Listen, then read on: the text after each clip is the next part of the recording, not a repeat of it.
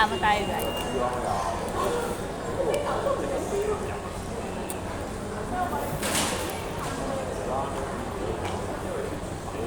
yun na.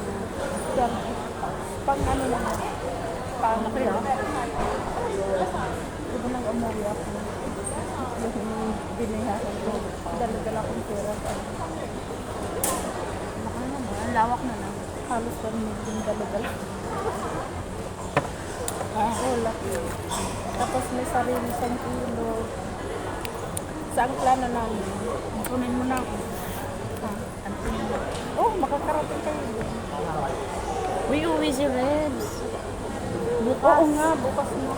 Hindi ako di ba usapan natin magkikita kayo? Hindi naman na ayaw naman na, hindi naman niya kayang gawin yung papadala ko. Hindi Kasi nga. nga 20 kg lang yung bagahe niya eh. Kala ko nga ipapakarga mo sa box niya. Hindi na tapos na siya nag-box eh.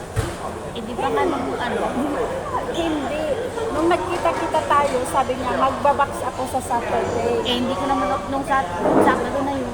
Tapos, sige, uwi mo na yung Tupperware mo, kukunin ko. Ako naman, kaya ako makikipagkita dahil magsisinit ako ng tsokolate. Tapos ka na, nagsingit ka? Hindi, nakalimutan ko. Yun na.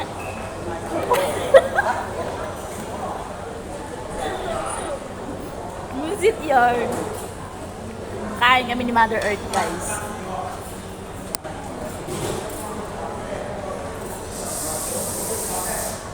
May kamatis.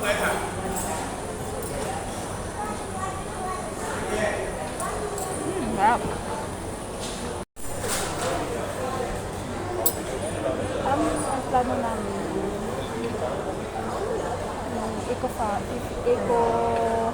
pati yung pizza nila, di ba mapula doon?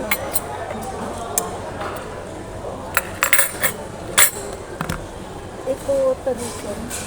Wow. Nice. Kasi yun yung uso ngayon. Oh. At saka sabi niya, doon sa area, wala daw ganon. Sabi ko, Ganda. ako.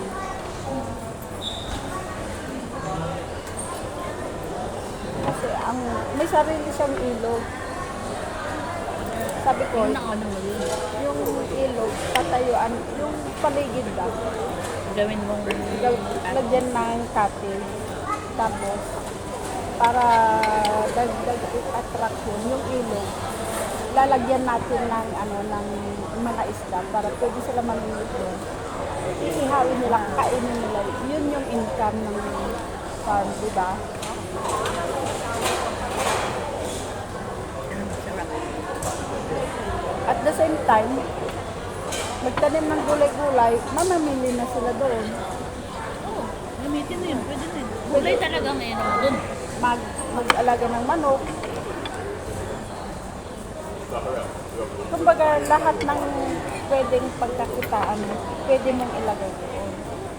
And then, sabi ko, dahil nandyan yung ilog, sabi ko, hindi nawawala ng tubig. Yung palibot nun, taniman ng dragon fruit. Diba? Lang. Maganda yung planning. Sana maging success. Kasi sabi niya, for retirement din daw siya, yung 5 years. Ang bang trabaho? Ha? Saan? Galo? Dagot ka dun. Puputokin ka. Sabi ko nga, I'm sorry. huwag niya akong tuturuan ng mawak. Nang barel? Kasi kung luluko-luko siya, siya yung pagpalapak nito. Taga Mindanao talaga siya. Ano siya? Cebu.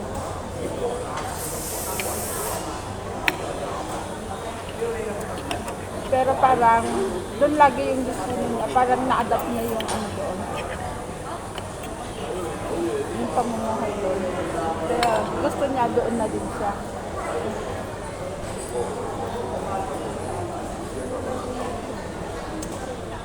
So sabi ko, kita hindi naman ako successful sa mga ibang investment.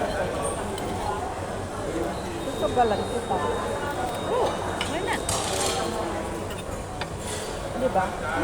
Kung, Hindi mo malalaman kung hindi mo itatry. kaya ano, mali mo, sa lahat na ng kapalpakan nangyari, diyan mag-ano,